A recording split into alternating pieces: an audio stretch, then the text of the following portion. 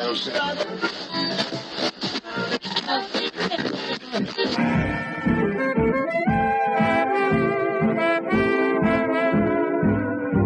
is the Relic Radio Show, old-time radio entertainment still standing the test of time, from relicradio.com.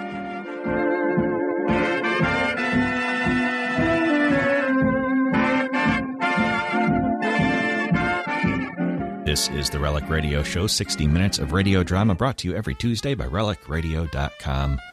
First story this week comes from Suspense. We'll hear Five Canaries in the Room, their story from June 8th, 1943. After that, it's the Barefoot Nymph and Mother Hubbard Jacket from Voyage of the Scarlet Queen. That episode aired August 28th, 1947.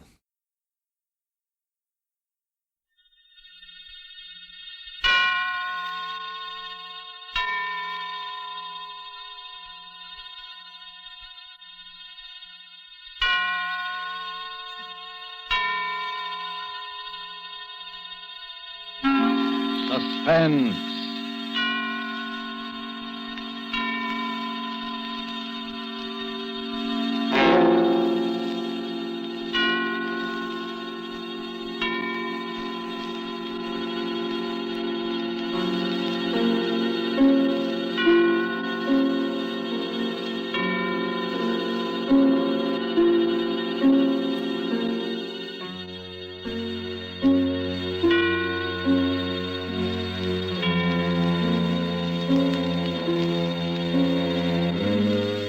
This is the Man in Black, here again to introduce Columbia's program, Suspense. If you have been with us on these Tuesday nights, you will know that suspense is compounded of mystery and suspicion and dangerous adventure. In this series are tales calculated to intrigue you, to stir your nerves, to offer you a precarious situation, and then withhold the solution until the last possible moment. And so with Five Canaries in the Room, and the performances of Ona Munson as Anita, Osa Masson as Fifi, and with Lee Bowman as Ronald Denham, who tells the story, we again hope to keep you in suspense.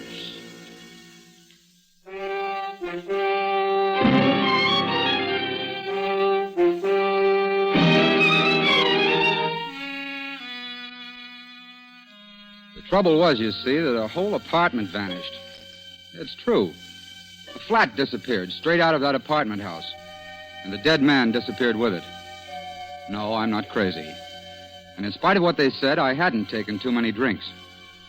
You see, I was getting married to Anita in another 2 weeks, and Jimmy Westlake gave a bachelor party for me.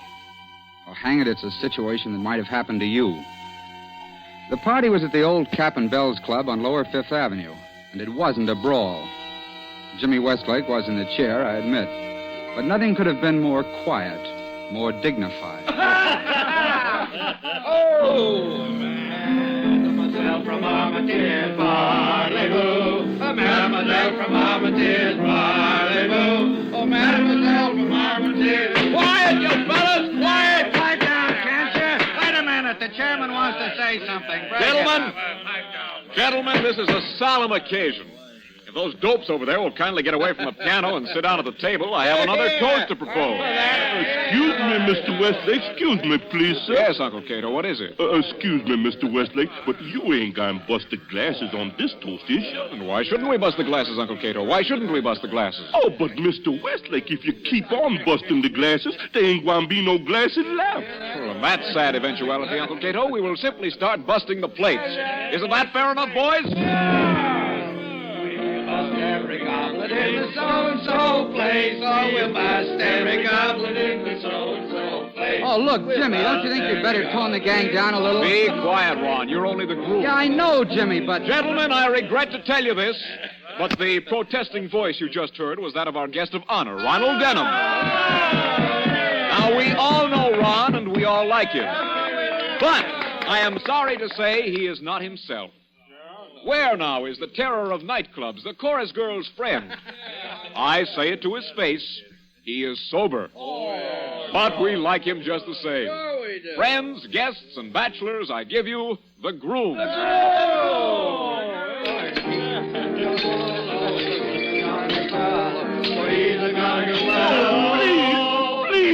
gentlemen, don't bust the glasses. Hey, come on, Ron. Come on, say a few words. That's right, Ron. Get up. Come on. Now, look, boys, I thank you for all the good words, and I don't want to be a wet blanket on the party, but it's nearly midnight, and I've got to get home early. Don't you understand, boys? I'm a reformed character. Yeah, how's Fifi Latour? I haven't seen Fifi for over a year. She doesn't mean anything to me anymore. He thinks he doth protest too much. Oh, now look, I'm marrying the sweetest girl in the world. But Anita's a little, well, straight-laced. Oh, You know how it is. What's more, there's my Uncle Rufus. Uncle Rufus to a sour apple tree. Quiet! Anita and Uncle Rufus have apartments in the same building as I have. Now, what's more, they're on the same floor, and that's not all. Tom Evans, the fellow I share my flat Wait a with. minute. Where is Tom Evans tonight? What's the matter with him? Tom works for Uncle Rufus, and he doesn't drink. Oh, He works for Uncle Hey, Rufus, fellas. and he never Fellas. takes a drink. Oh, he works Wait. for Uncle Rufus. Quiet, you baboons. Quiet. He's a roaring street broker, and his beverage is ink. Now, wait a minute. Will you put yourselves in my place? My girl and my uncle and my best friend, Tom Evans, are all expecting me to come home from this party in an ash cart. Sure. And I'm going to fool them. Right, sure is that so? Oh, now have a heart, can't you? This Uncle Rufus must be a pretty tough egg, isn't he? Oh, he's all right, but after his first $1 million, it went to his head. Has he got any human weaknesses? Yes, he keeps canaries. Oh, no, not the kind of canaries you're thinking. I mean the kind that go tweet-tweet in cages. Oh, what's the use? What do you say, gentlemen? Shall we allow this pure in heart to wend his way home? He's got a drink for the bride, though. That's right, Ron. Can you, as a chivalrous gentleman, refuse to drink to the bride? You can't, and you know you can't. Uncle Cato, Yes, sir, Mr. Westlake. get a beer mug from the sideboard there. Fill it with champagne. Oh, now, wait a minute, Jim. One more drink won't hurt you, Shirley. Just one little drink. Well, no, I suppose not. Fill it up, Uncle Cato. All right, I'll have one more drink, just in honor of the occasion. But that's all, do you understand? That's absolutely all.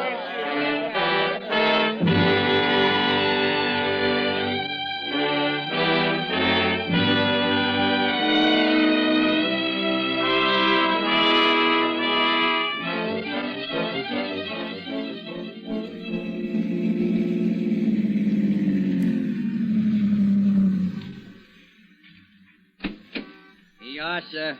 098 Park Avenue. Hey, mister. Hmm? Come on, wake up. What's wrong? Well, you're home, mister. This is the apartment house. Oh, yeah. Yes, of Yeah. course. All right. Thanks. Out we go. Easy now. Are you sure you're all right? Yeah. Yes, I'm all right. I've been to a bachelor party. Yeah, sure. I know. Well, take it easy now. I can't see straight. The whole street's going around. The funny part is I only had a couple of drinks. They must have put something in that last one. Well, it's none of my business, mister, but I wouldn't tell that to the missus if I was you. It's absolutely true. Oh, sure. I know. And I haven't got a missus. Not yet.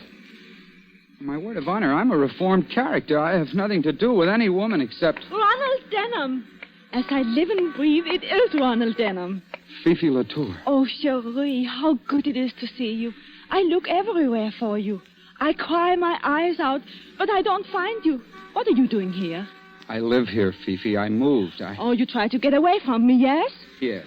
No, I mean... Well, here's your money, driver. Night. Oh, good night, sir.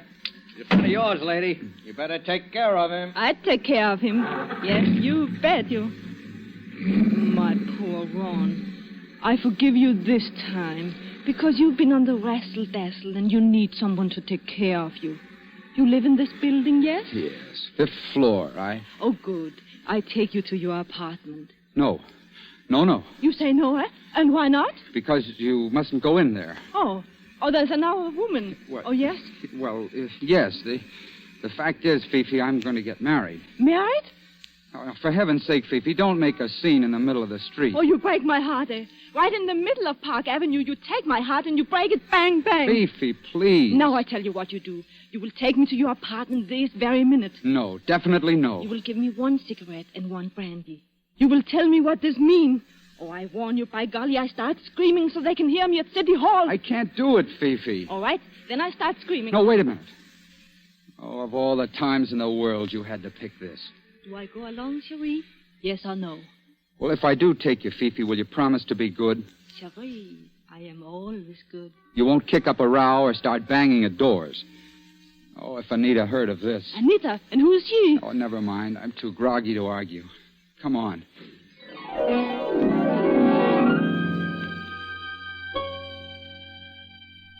I remember going into that building. Dim religious light, deep carpets, an automatic elevator that you work yourself. I remember stepping into that elevator because the floor creaked. I remember pressing the button for the 5th floor.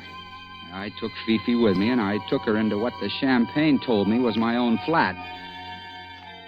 Maybe you think that's funny, but it won't be funny much longer. Either the door of the flat was unlocked or my key fitted it. Anyway, I remember stumbling through the little hall inside, getting a light on, and into the living room. I remember sitting back in an easy chair, thanking the Lord I was home. You don't mind if I take my coat off, Cherie? Look, Fifi, couldn't you just go home? I want to talk to you, Cherie. And this is one very nice flat. I like it. Thanks a lot. You and Tom Evans, you have good taste in furniture. We didn't choose the furniture, Fifi. This girl of yours chose it, I suppose? No, it comes with the flat. Oh, you mean? Well, these are furnished flats. They're all furnished exactly alike except for the personal things you bring yourself. Like that picture on the wall behind me. What picture, Cherie? The painting of the clipper ship over there. But, Cherie, your eyes are funny and you cannot say straight. There's no picture on that wall. Wait a minute. What's wrong? Why you jump up? We don't own any bronze bookends. And the lampshades are different. And, Fifi, we're in the wrong flat. Oh, well, then that explains everything. Explains what? It explains about the canary birds. What canary birds? When we first come in here, I think I hear a lot of birds sing. And I think, ooh la la, this is a funny taste for Ron Denham and Tom Evans. But then... Uncle Rufus. Great Scott. Uncle Rufus. This uncle of yours, he keep canary birds? Yes, 5 of them, but this isn't his flat. I know his flat as well as I know my own. Where'd you hear this singing? Behind that door over there, where I point. That ought to be the door to the dining room. But what was that? Oh, it is a car backfire. Maybe yes. Maybe no, unless they keep cars in dining rooms. That was a gun. It came from the dining room. Yeah, I think so. Quick, let's get out of here. Oh, no, we don't. I've been pushed around tonight till I'm good and mad, and I'm just about crazy enough to find out what this is all about. You're not going to open that door. You just watch me. There's a light in that room anyway. How you know? Look under the sill of the door. Not a very bright light, but... Ron, don't do it. Stand back now while I get the door open. Dining room. Not Uncle Rufus. And 5 canary birds. 5 canaries in cages, all in a line. Where in Satan's name are we? Monsieur, I don't know. Whose flat is this? Who except Uncle Rufus would keep 5 canaries? I tell you one thing, though. And then I go out of here. Well? There's somebody watching us. Where? That swing door to the kitchen is partly open. But don't look. How the devil can I see it if I don't look? There's somebody standing behind it. I see the light shine on his eye. Quiet, Fifi. Hello there. Hello there. The door move a little more. He's pushing it. Oh, excuse me, sir. We didn't mean to barge in here. We're not burglars or anything like that. We got into the wrong flat, that's all. I want to apologize if we... Straight out through the door, flat on his face. What's the matter with him? Why don't he move? I've got an idea, Fifi. It's because he's dead.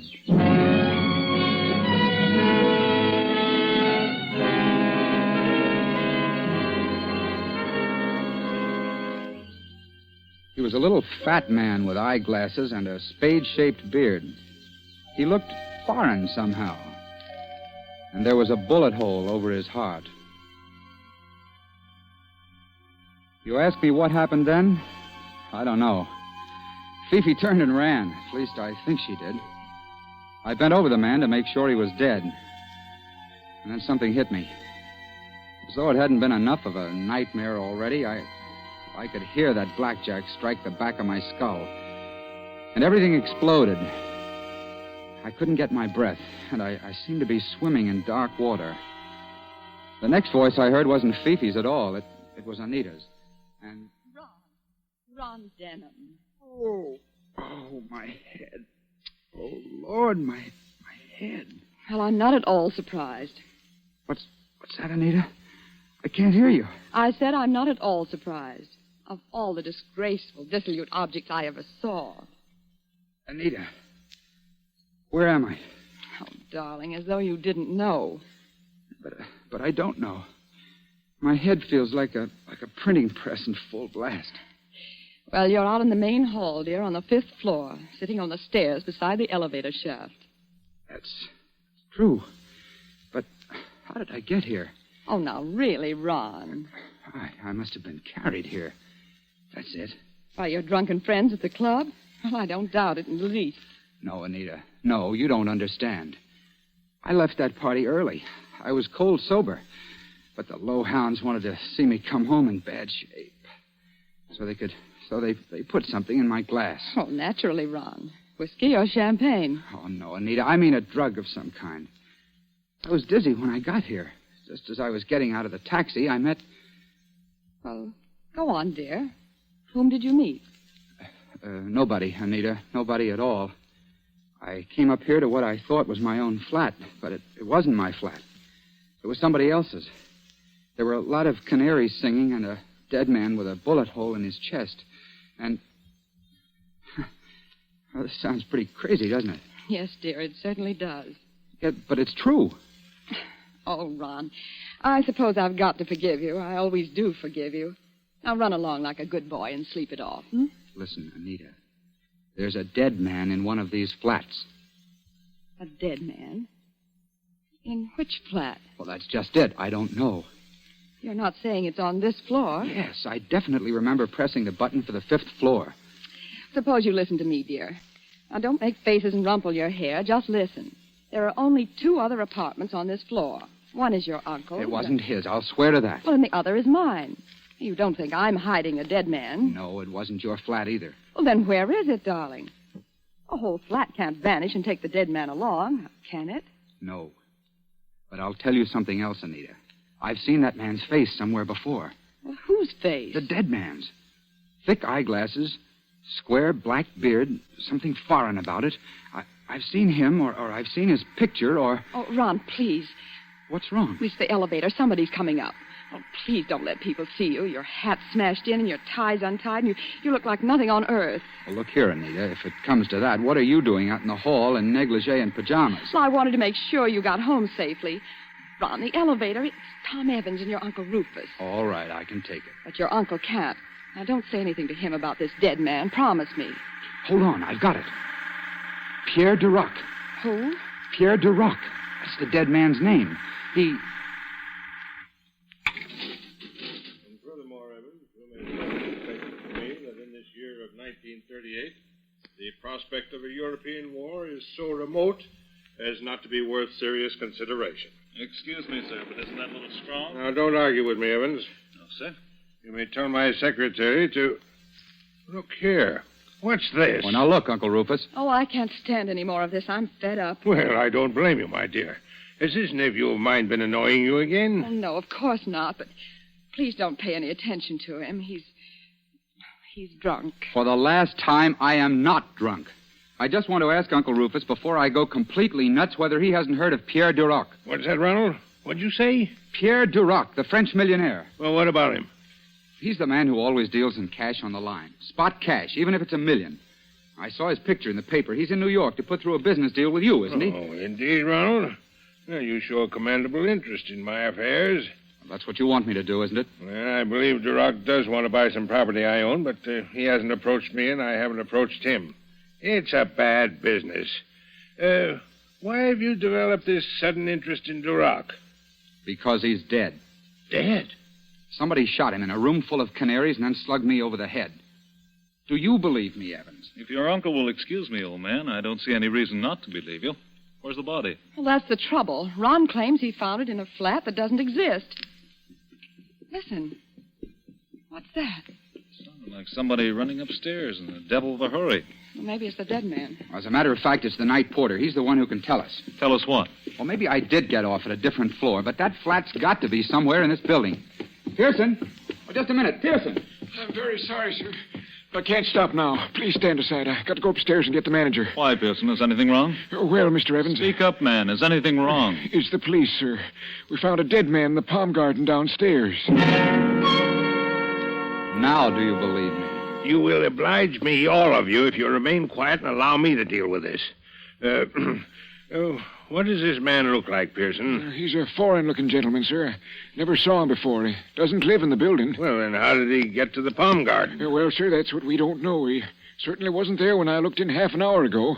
But I went back to the palm garden just by chance, and there he was in a wicker chair with the singing birds in cages all around him. Birds again? Oh, be quiet, Ronald. He'd been shot, sir. The police think he was brought down in the service elevator from somewhere upstairs. Why do they think that? Because they found a revolver in that elevator and a little paper band of the kind that goes around banknotes. If they could tell where the dead man came from... You can tell us where he came from. Huh? I can, sir. Yes, you've been in most of the flats in this building, haven't you? I've been inside all of them, sir.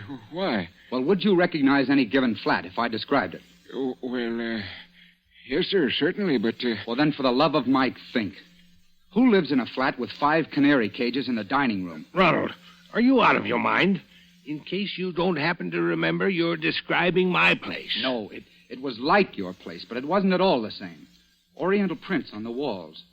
In the living room, bronze bookends and bronze lamps. Dragon patterns on the lampshades. There was a queer kind of clock on the mantelpiece, shaped like a figure of Father Time. And what's the matter with you, Pearson? Nothing, sir. But you're sure you saw all that? Yes, of course I'm sure. Why not?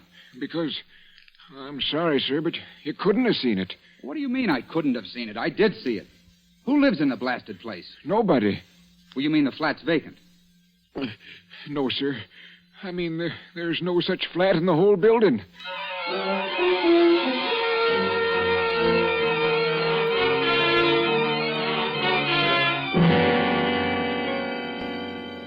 And that's the position I was in when the police took us down to that palm garden to see the body. I never did like the palm garden much. It's a big, dimly lighted hollow of a place, with bird cages beside the palms and an artificial goldfish pond in the middle. I liked it even less at 3 o'clock in the morning with a dead man looking at me from his chair. They sent us in one at a time. I was first to see the homicide squad officer. And there was Inspector Braddock, a big, sleepy-looking hulk with a hat like a pirate, sitting on a bench throwing pebbles at that pond. Back would go his arm, and a pebble would hit the water. Back would go his arm, and a pebble would hit the water. And that's all you've got to tell me, Mr. Dunham?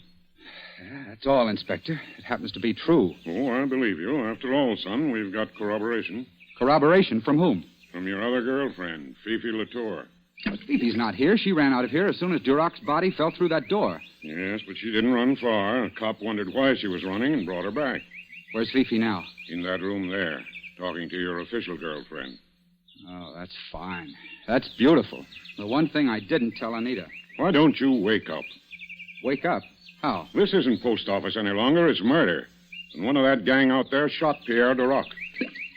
Are you serious? Serious. Sure, I'm serious. This is as clever and slick and mean a trick as ever went on the blotter. Pierre Duroc was one of the goats. You were the other. This uncle of yours is a fairly important guy, isn't he? Wait a minute. Just exactly what are you saying about the old boy? I'm saying he gets lots of publicity. This hobby of his, keeping dicky birds, must be pretty well known. Yes, I suppose so. All right. So if Duroc came to visit your uncle tonight... You say if Duroc came to visit my uncle. What you're forgetting, son, is that Duroc's an important man, too. He's a visiting foreigner, capital letters, and the department's got to keep an eye on him.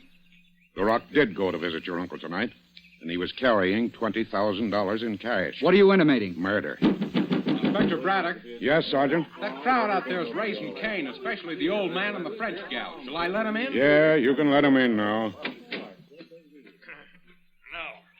No, more than an hour.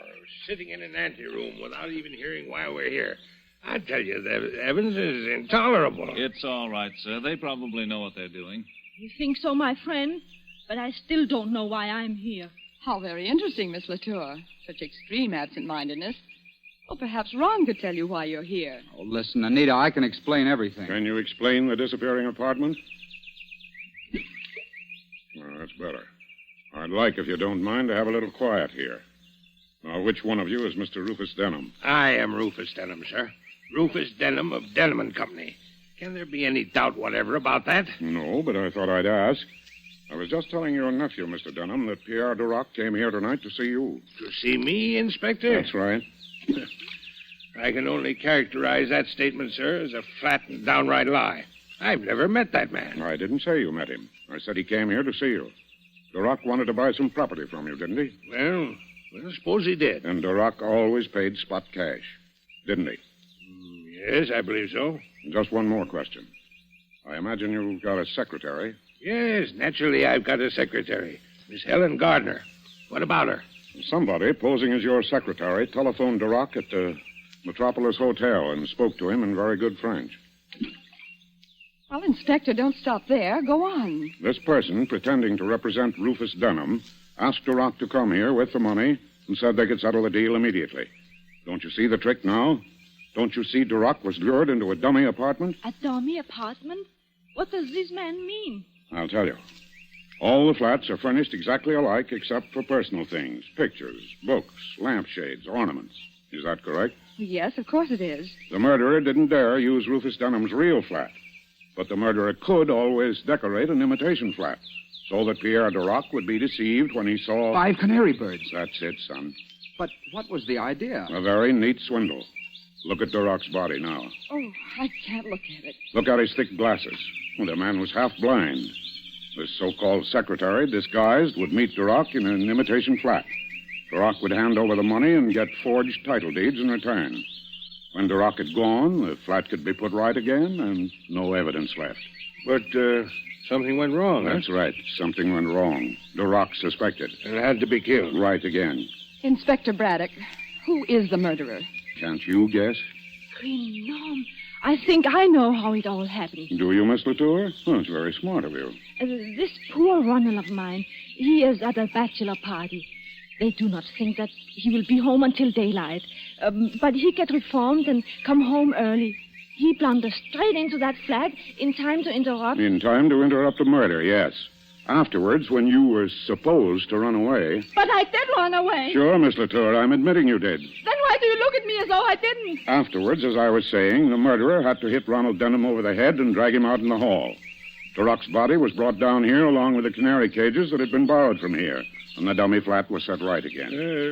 Just one moment, Inspector Braddock. I'm not disputing anything you say, but... Well, sir, what's on your mind? The murderer. What about the murderer? Well, all this. Wouldn't it have been much too heavy a job for a woman? Who said the murderer was a woman? Well, didn't you? I don't think I did. I said the murderer was somebody who planned a swindle. And you still don't see it, any of you, because you can't find the dummy flat. Well, no, and I can't find it myself. That's one question you've got to answer here and now. Where in Satan's name did I go? Whose flat was I in? Your own. What? My own? Naturally. If you'd been cold sober, you might have made a mistake. But your instinct brought you home to your own flat. And the only possible murderer is the man who shares that flat with you. The man who thought you'd be away until daylight. The man who knows enough about Denham's business affairs to plan this swindle against Duroc. Look out, Inspector Braddock. Grab him, Sergeant. Thomas Evans, I arrest you for the murder of Pierre Duroc. Good Lord. Heavens.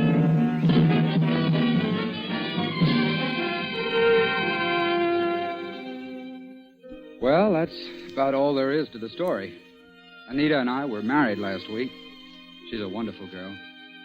I tried to talk her into our staying on in my old flat, but she said she just had to have an apartment which didn't have such a habit of disappearing. But we're very happy. We agree about everything, don't we, dear? Oh, practically everything, darling. But I still don't think it was cute of Fifi to send up 3 dozen canaries for a wedding present.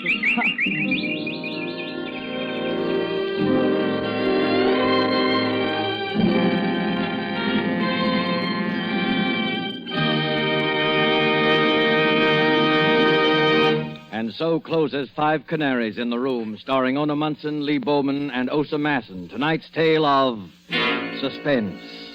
This is your narrator, the Man in Black, who conveys to you Columbia's invitation to spend this half hour in suspense with us again next Tuesday, when our suspense play will be Last Night by Cornell Woolrich, and will star more of your Hollywood favorites.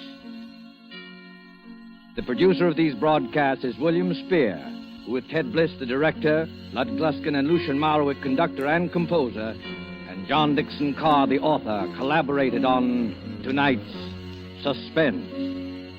This is CBS, the Columbia Broadcasting System.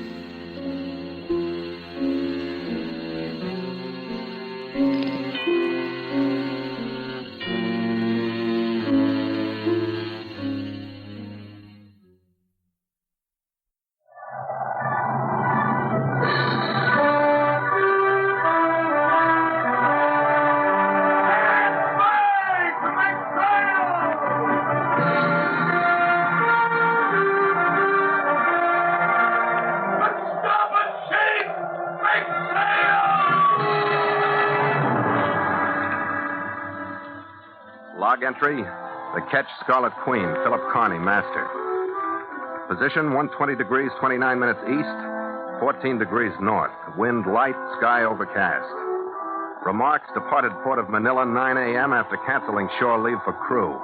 Reason for unscheduled departure, the Barefoot Nymph in the Mother Hubbard jacket.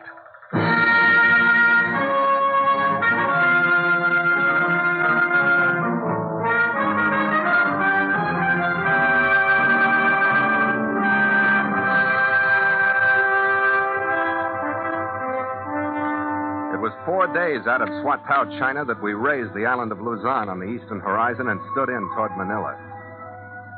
I swung the Scarlet Queen a little north of her course, and we passed close under the rocks of Corregidor. Every eye on our decks was turned toward the squat fortifications for a minute. By this time, they were covered with jungle growth again and were loudly silent, in the manner of monuments that hold the stories of men who made them monuments. Beyond the island, we could see the steaming mass of Bataan, and we swung back into Manila Bay.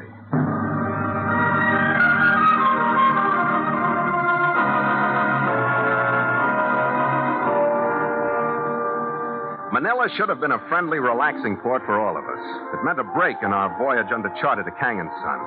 To my crewmen, it meant the longest shore leave they'd had since we left San Francisco, and girls who knew what that meant to American seamen.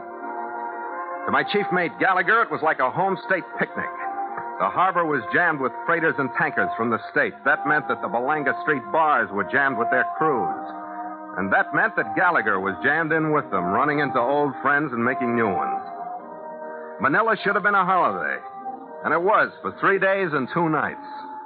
At 10 o'clock the third night, I was in the cabin alone, thumbing through the latest hydrographic bulletin I've been able to find in town, when I heard somebody running down the dock toward the Queen.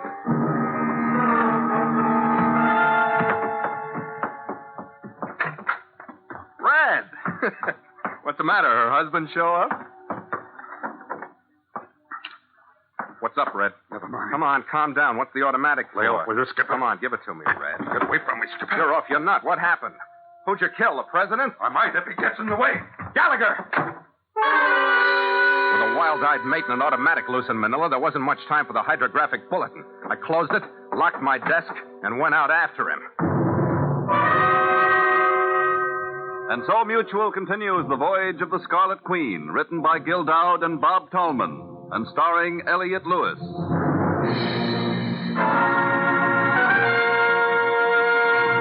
The Scarlet Queen, proudest ship to plow the seas, bound for uncharted adventure. Every week a complete entry in the log, and every week a league further in the strange Voyage of the Scarlet Queen.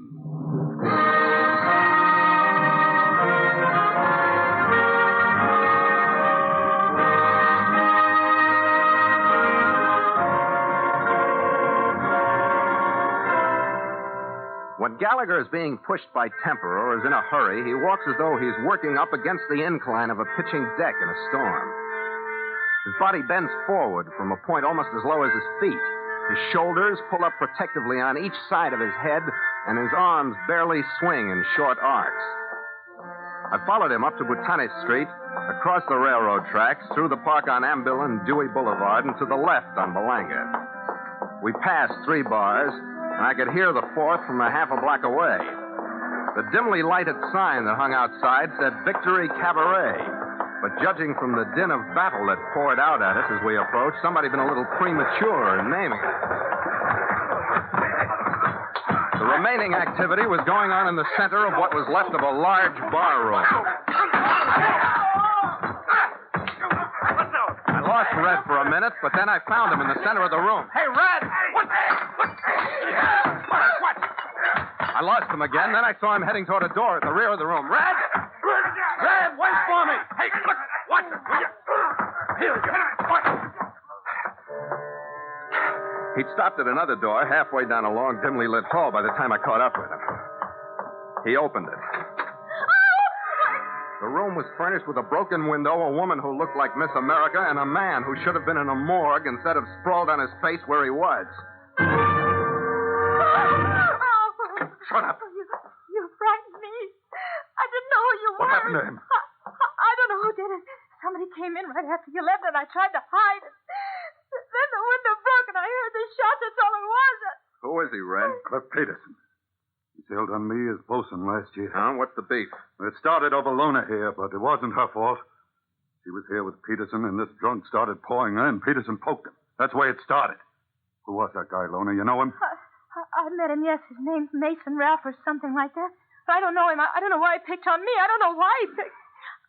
I'm not sure he's the one that killed Peterson, but who else could it have been? He was wearing a gun. He started to pull it after Pete slugged him. How'd you get mixed up in this, Red? Because he pulled that gun. That's when I slugged him. And that's when he took a shot at me, and that's when I got sore. Yeah, okay. Now you've collected a shiner and a split lip. You've had a fine night. Now it's time for bed. Come on, let's go. Red, please. You promised me you'd help me out of this. What? I'm afraid to leave here alone. I don't know where that Mason is or anything. The whole thing's so crazy. I'm just scared to death. Look, Skipper, take her home, will you? Why me? I didn't ask you to tag along, did I? But now that you're here, do something. I want to stick with Pete till I can get word to his ship. I hope somebody's around to do the same thing for me sometime. At this rate, it won't be long. Thanks, Skipper. Well, you want to fight your way out through the bar, or would a nice broken back window in the quiet alley do? It was easier getting out than it had been coming in. I slipped out first. I crunched onto the window glass on the ground. I waited quietly for a minute to see if the noise had raised anybody. I gave the alley a quick once-over. There was nobody in sight. But just as I started to turn back to the building, I caught a glitter of metal in the light from the window. It was a small nickel-plated revolver lying on the other side of the alley. Now, if the gunman had tossed it there, it was all right with me. I left it for the cops. Lona followed me out, and in 5 minutes we were in one of Manila's prized two-wheeled horse-drawn rigs, and we were headed for her address.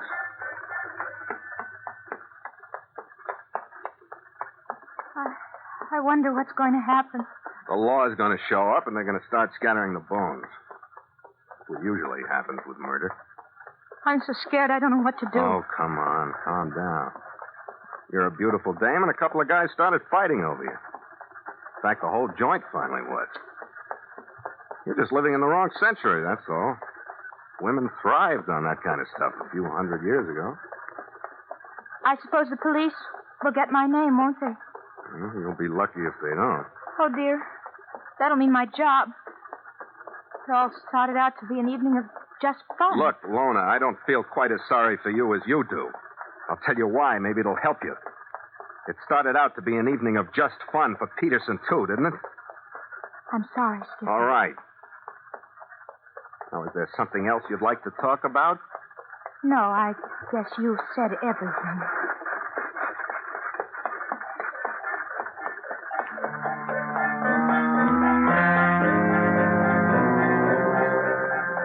The rest of the trip was not comfortable, but it was silent.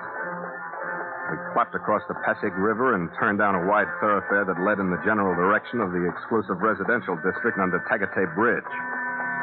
The direction surprised me only a little, but her address when we finally reached it was as far removed as Manhattan's Beekman Place from the Victory Cabaret. In class, if not in miles. was a graceful mansion set behind a well-tended lawn that was made precisely irregular by a few neat garden plots and made primly informal by a number of mango and papaya trees that threw cautious shadows in the faint moonlight. Well, aren't you going to let me out? Yeah, if you're sure this is the right address. Do you want to come in? No, thanks. I'm confused enough out here.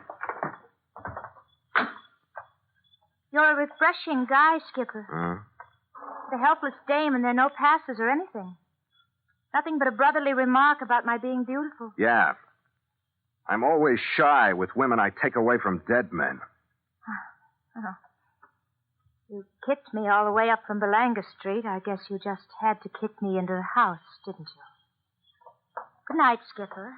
Thanks. Good night, Lorna. Hey, Cochero. Back to the Victory Cabaret, Belanga Street.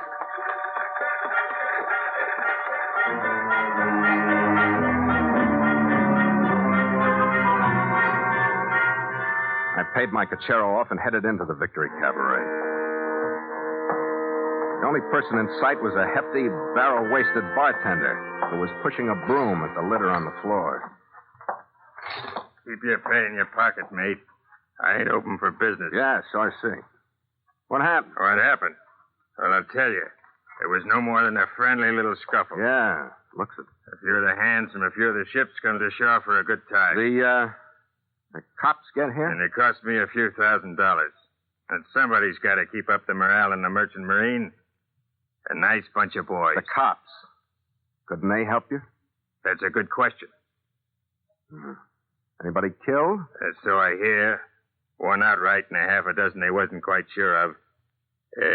You missing any friends? Yeah, one. Big red-headed guy wearing a jumper with the sleeves rolled up, tattooing on his arms. With a name like Gallagher. He's a friend of yours, you say? Yeah, why? You better be careful who you admit it to. They got him booked for murder. They're nuts. Oh, I don't know. The fellow was shot in one of my rooms back there. When they sneaked up on this Gallagher, he was outside the window with a gun that then the shooting's still in his hand. They're nuts. I saw that gun lying out there in the alley myself. I can prove Gallagher didn't kill him. For that story, you better find another port. And while we're on the subject of moving, get out of here, will you? I lost enough friends in the force tonight.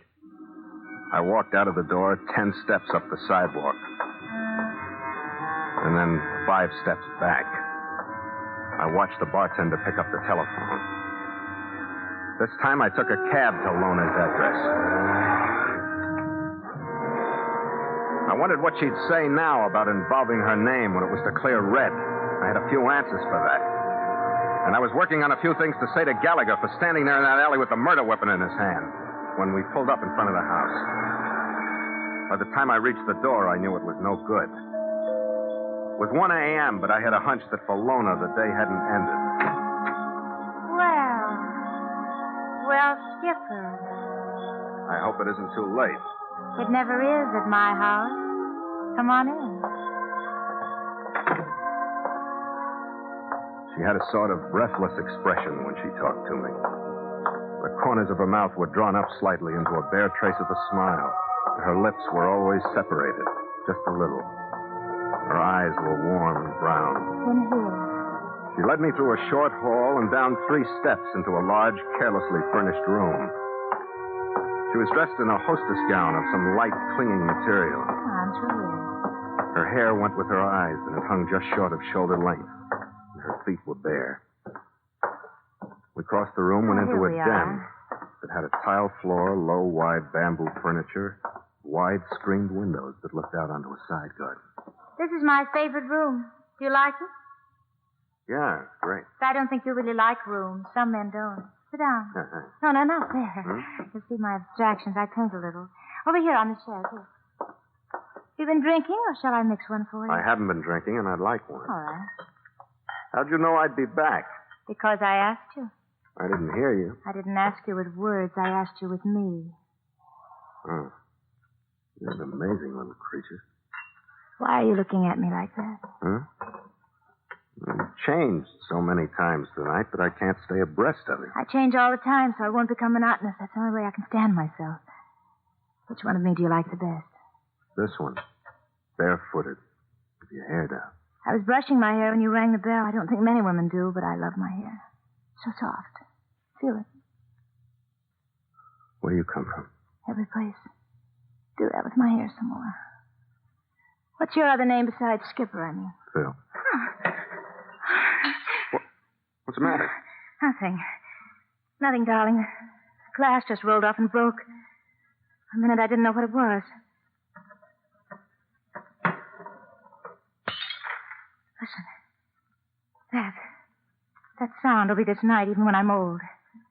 Your nice tanned face and your blue eyes and your strong hands. You think I'm beautiful, don't you? I think you're beautiful. Good to be with someone who thinks you're beautiful. Tell me. You're beautiful. Yes, I know. Darling. Phil, I'm so happy. It's so good to be beautiful with you.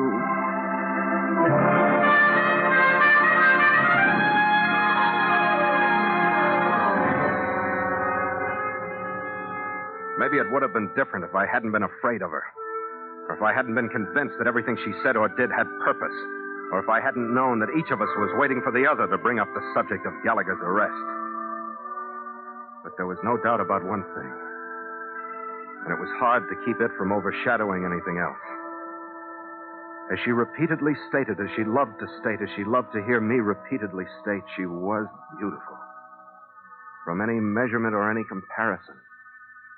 She was beautiful. But even she dropped the subject after a while. Make mine weaker than yours, will you, Phil? Let's put it the other way. I'll make mine stronger than yours. Makes you happier that way. I'm willing. Oh. Better get this glass off the deck unless you expect me to carry you around the rest of the night. How long are you going to be in Manila, Skipper? Oh, I don't know. I wish it was going to be for a long time. Yeah, it might be. Phil, listen to me. I've got to say this. You've got to know I mean it. Uh-huh. Happens, but it never happened to me, and now I think it could. I could fall in love. Don't laugh at me. Don't joke. I'm not joking. For the first time in my life, I think it could happen. I'm sure you mean that as a great compliment. Somehow it doesn't hit me. Oh, Phil, why are you acting like this? Because I don't believe you. Because I've never had any reason to believe you. Because I've gotten nothing but lies from you ever since I met you. But I'm not lying. Why are you treating me like this? What other way is there? You're a great little animal to have around the house, but you're only safe when you're out in front where somebody can watch you. All right, Phil. Maybe you know what you're trying to say. So do you. For one thing, you killed Peterson. I did not. You were lying, man. You said he was shot from outside the window, and he wasn't. He was shot by somebody inside the room. You were the only one there. I didn't kill him. Now, don't think I haven't enjoyed your so alluring hospitality. But the smiling, spontaneous welcome I got at the door doesn't hold water. Because I'll bet you my ship that you knew I was on the prowl and probably heading this way 40 minutes before I got here, and you heard it from the bartender at the Victory Cabaret. I saw him go to the phone. What are you supposed to do? Hold me here? And for why? What do you want, Phil? I want my chief mate. I'll trade you or anybody else in on him. Oh, Phil, why did you wait? If you suspected these things, why did you go through with the sham of liking All me? I want is my chief mate. If you don't start doing something about it, I will. All right, Phil. I have to make a couple of calls. The phone's in the other room. You carry me. Huh? Oh, yeah. It was the deal, was it?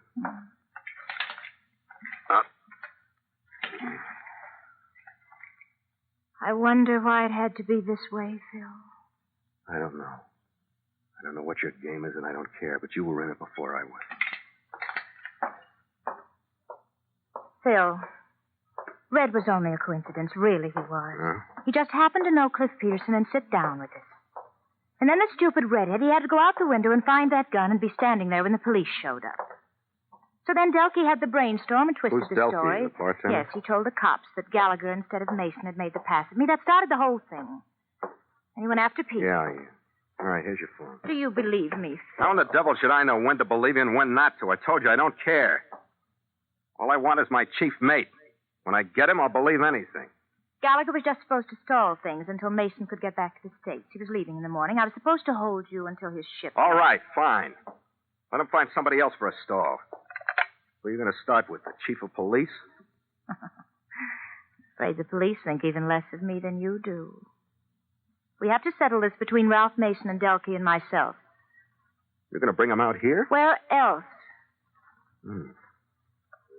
Looks like I'm going to be outnumbered, doesn't it?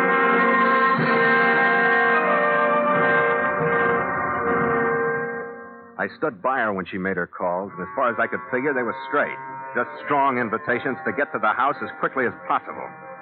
Then she made a typical exit into another part of the house, and I went back to the den. I thought the least I could do was to get rid of the jagged edges of our brief and hypocritical romance, so I got a bar towel and pushed the broken glass under the couch. When she came in, she'd gone through another complete change. She was dressed like her front lawn, primly, informal, in beige slacks topped by an over-modest jacket buttoned high around her throat and hanging loosely like a Mother Hubbard to her waist. It shouldn't be long, Phil. Maybe we could have a neat one while we wait. Yeah, sure, sit down. Incidentally, I don't like your new character. It's all right for the time of night, isn't it? I guess so. I think I ought to warn you, Phil. Mason is dangerous. He'll try to buy you off first. Buy me off for what? He'll try to talk you into Do you want to go to the door with me? Or do you trust me enough to let me meet them? I can't think of anybody I ever trusted less. Go ahead.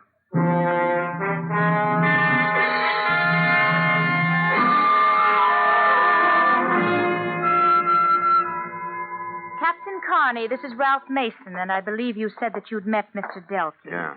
What's on your mind, Connie? My chief mate. I want him out of jail. I got enough on that mess in the Victory Cabaret to tell a pretty good story. It's a pretty good story the way it stands. Cops like it. They won't by the time I get through with it. Just one thing. The glass from that window that was supposed to have been broken from the outside. None of it's inside the room where it should be. You think that's enough? Since they arrested Gallagher standing on the outside looking in, it might be. Even Manila cops should change their mind on that one. That story could wait, couldn't it? Not the way I see it, no. Use your head, mate. Don't be rude. What's your price, Connie, to leave your mate in a jug until we're clear of this? With the truth, you can get him out anytime. It's pretty high. I'm leaving tomorrow. I'll start with $15,000. I don't think you can go high enough, Mason. You might as well quit. All I need is a patsy, and I don't care who it is. May I say something, Ralph? I don't quite see why we have to bargain with Captain Carney. You didn't hesitate about Peterson after his double-cross Ralph. Now Captain Carney is in the way. When you hate real good, don't you? It's business, Captain. I used such bad judgment when I offered to let you join our little organization. You what? What are you talking about? Captain Carney has a ship that would fit into our inter-island work. I'm so afraid I made a mistake. I explained the type of contraband that was coming in from the States, the prices we were getting for it, and how there were opportunities for a man like him. I'm so sorry. He led me to believe that he was interested. You're a sucker for men, Lona. You found Peterson, too. That cost us $30,000 worth of stateside liquor and 3 months to get it over here. Peterson stole it on his own. Not quite on his own, Ralph. He didn't have any contacts here. Who was in with him? Well, I was his very best friend in Manila. Why, you dirty... Mason shoved his chair out of the way behind him as he got up and started reaching inside his coat for a shoulder holster. That's when the Mother Hubbard jacket lifted a little on the right side and Lona's manicured hand pulled a belly gun from the waistband of her slack. It spoke twice, quickly and effectively, and Mason stiffened, and his right hand stopped an inch away from his gun butt, and he toppled slowly backward across his overturned chair. Delkey, don't ask one question. I have this all worked out. But, Lona... You can solve the murder in your cabaret. You take Mason down to the police. Tell them the story of how the glass is on the wrong side of the window. You tell them you captured Mason single-handed, and you'll gain a whole lot of new customers. Well, they believe me, Lona. It's the truth, isn't it? And here's the gun you captured him with to prove it. Now get him out of here. Good heavens. Look at that floor.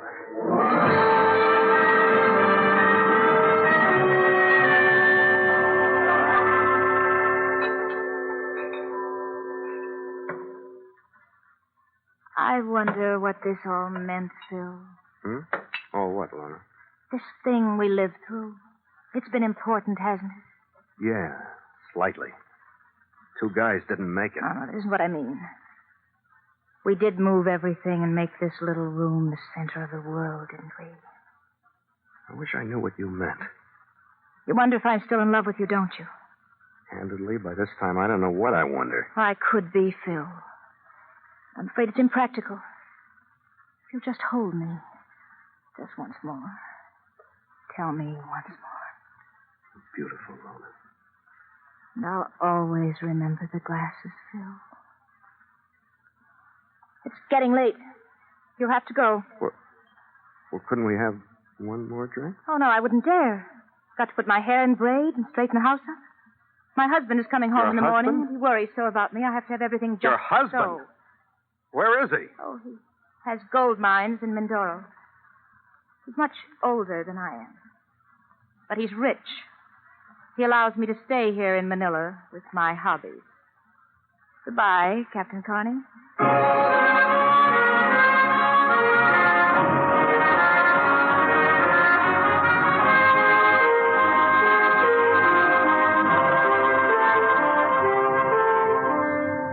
By 9 that morning, Gallagher had been released.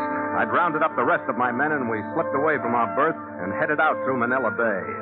We picked up a moist, hot wind at the mouth. Stand by to make sail! And the exhausted crew stumbled to their stations, every man bare to the waist and glistening wet. With port feet, make sail! Even the mainsail looked tired as it struggled up the mainmast and reached hopefully out for a pulling breeze. To the ship shape, men! Smartly now! They didn't move smartly, but the jibs crawled out.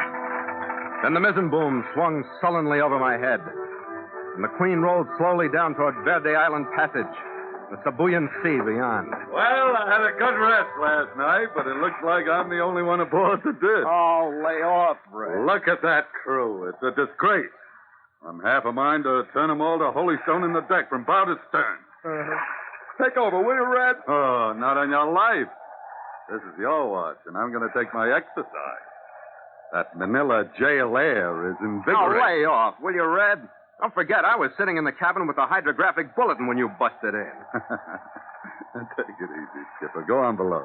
I'll take your trick. Ah, the devil you will.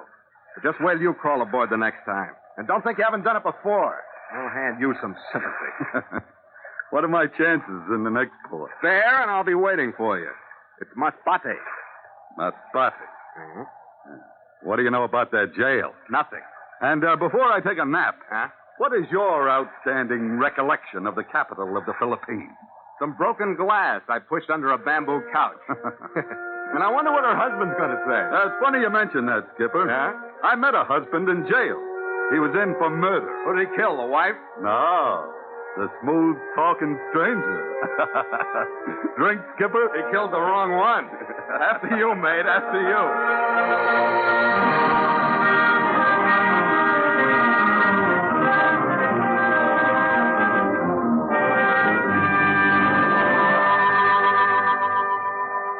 Log entry, the Ketch Scarlet Queen, 5:30 p.m. Miles traveled from San Francisco, 9,450. Wind light, sky overcast, sea leaden. Carrying full sail, ship secure for night. Signed, Philip Carney, Master.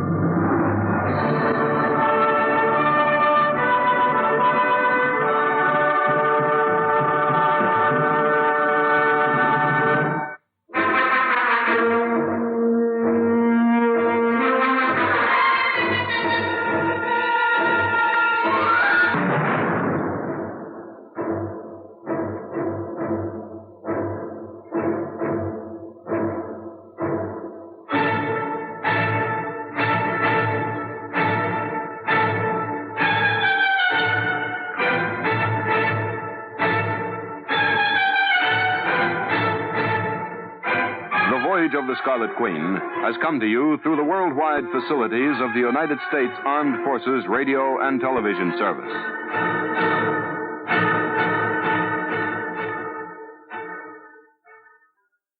That's the Relic Radio Show for this week. You can find more from Suspense, Voyage of the Scarlet Queen, alongside thousands of other old-time radio episodes at relicradio.com. All the podcasts are there, our Shoutcast stream, and everything else Relic Radio. You can support this and all of the shows through the website as well, or visit donate.relicradio.com. Your support makes it all happen. Thanks to those who have helped out. Thanks for joining me today. Talk to you again next Tuesday with another episode of the Relic Radio Show.